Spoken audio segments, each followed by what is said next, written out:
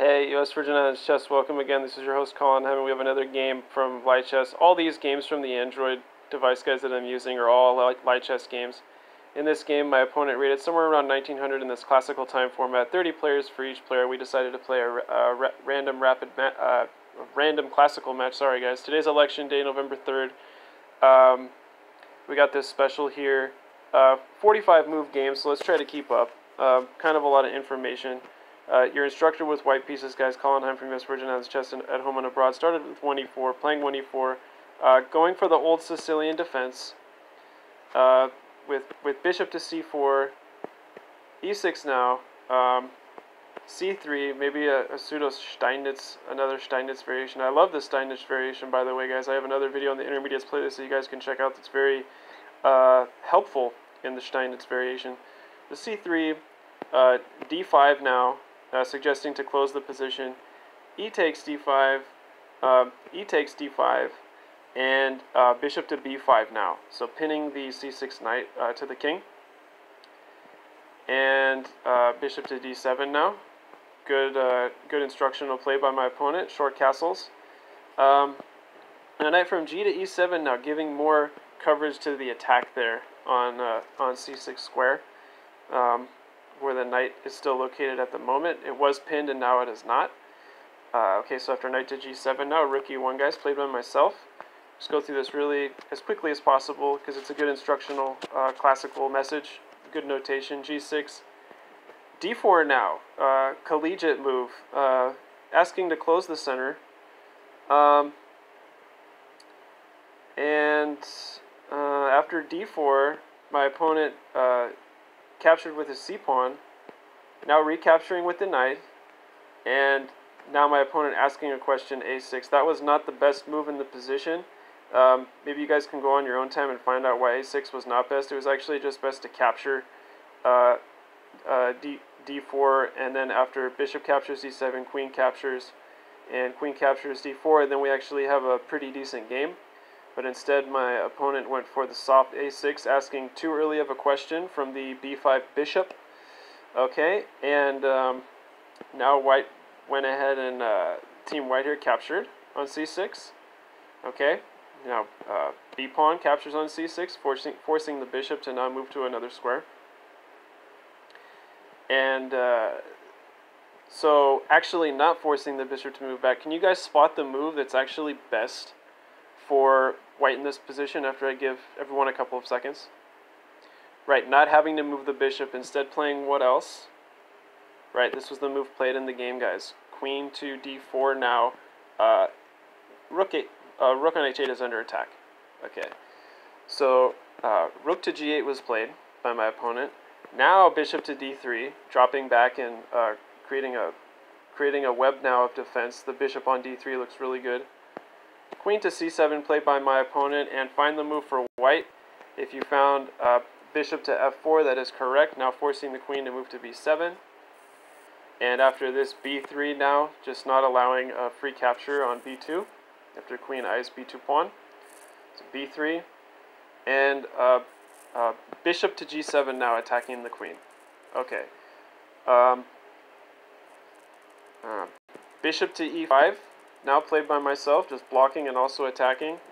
Capturing on e5. Queen recaptures on e5. Not recapturing with the rook, recapturing with the queen. And bishop to e6, as there was a double attack with the queen and the rook on that knight. Okay, so just blocking the double attack with the bishop. And now finally developing my queenside knight to d2 square. Yes, the engine loves this, by the way. Now long castles from my opponent. Rook castle queenside. And knight to f3. Okay. h6 played by my opponent, now not allowing the jump to g5 square, but now opting for d4 square. Right, so now there's pressure on this e6 bishop. So very decent play, very sound play by white so far in this opening. 20 moves in. Knight to d4 now, and what was my response from my opponent? Knight f5, right? This is actually recommended by the engine. This actually isn't a bad move, guys and girls, in this position. flip over my notes here. Sorry guys, I let go of my charger. I'm gonna need a new device here pretty soon. Anyways, okay, back to the game. Knight f5, and now telling myself, thought here for a couple minutes. Let me just capture with the bishop, my d3 bishop now, and my opponent decides to recapture with his bishop, and now capturing with the knight, and black just opts to be careful and recapture here with the g-pawn, and now queen captures after that variation, that line, guys, that pretty simple line we just shown, but it's worth looking at, very instructional. Now queen captures on f5, now, okay, checking the black king. Where is the black king going after queen f5 check? Well, it's actually not recommended to go anywhere. Perhaps it was best to defend with the queen. The engine says this is the best move, actually, because the f7 pawn is also under attack. If, let's just say now, I swing another rook in from the byline, right, essentially, for Team White. So, my opponent plays king to b8. Excuse me, sorry guys, not rook to b8, but instead rook to d7. Apologize, I kind of messed up the notation there. Rook to d7, and now White's going to lift his rook. Okay, so I'm going to lift my rook now to e3, and find the move here played by Black, which was actually a mistake. d4, guys. Why is d4 a mistake here by Black? Why is d4 a mistake? White can actually capture the pawn for free now, guys, because look, the rook is pinned to the king, right? It can't move from the d7 square now, and this is actually what was played in the game now. C takes d4, and Black now opting for rook to g5. Yes, now attacking my queen on f5. Oh, well, where do I go? The question is now, is the queen actually doesn't have to move anywhere. Can you guys spot the tactic here for White? After I give everyone a couple of seconds, pause the video. As the game is now getting critical, and I'm proving now why my position is dominant at this juncture of the play of the game. Did you guys spot it? Rook e8, right? Very well. Now, king is essentially forced to move to c7 as the rook is still pinned on d7. So, king c7. And now queen to f4 check, dropping back and occupying the dark square diagonal, the f4 dark square diagonal to c7. And now king is going to b6. Guys, why is king b6 essentially conceding the game now after I give everyone a couple of seconds again? Why is this conceding essentially at this moment of the game? We notice that there's a pin now, and where is the pin?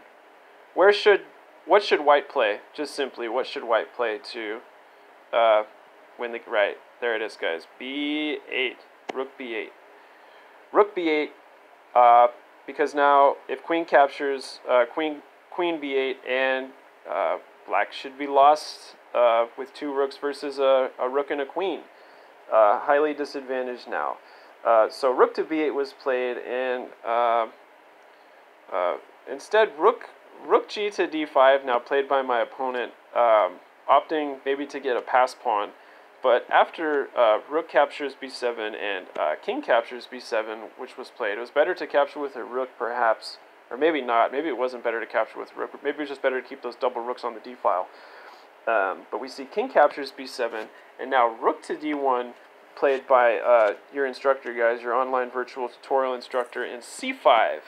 c5, yes. And now, you guys, I just played h3. As it does, c takes d4 played by my opponent. Let's see, queen captures on h6. Now, kind of a greedy little pawn grab. Probably not very necessary. Didn't have to do it, but now d3 from my opponent, and now maybe I should be a little scared with double rooks and only one rook here defending the pass pawn on d3, but I actually didn't have that much worry because I actually already had this endgame figured out, even though I did spend a lot of time on it because I had the donation of the clock, 30 minutes allotted to each player. So d3 was played now, guys. Queen to f4. It recommends the engine says that queen d2 is best, but queen f4, okay, let's live with it. a5 played by my opponent, and queen to e4. Queen to e4 now. Pinning the rook now to the king again for the second time in this game, and